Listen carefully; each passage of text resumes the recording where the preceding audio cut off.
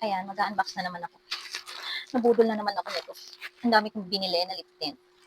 By the way, yung store na pinagbilihan ko sa kanila, ilalagay ko na lang dyan. Mura lang naman ito.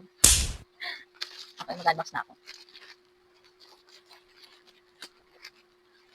2025 na, pero addict na addict pa rin ako sa lip tint.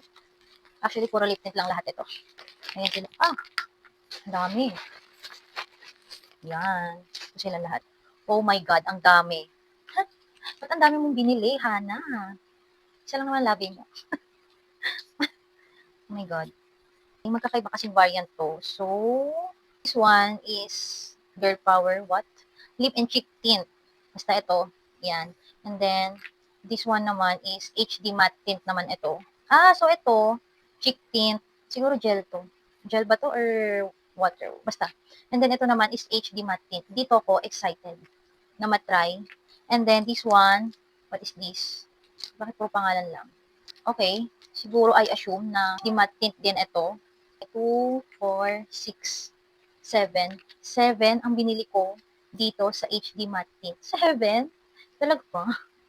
And then, ito naman set, ito, na 3 pieces siya for 50 something lang siya. 50 o 45? 45 yata nung nabili ko. Then, tatlo na siya. And then, ito naman is 2, 4, 6.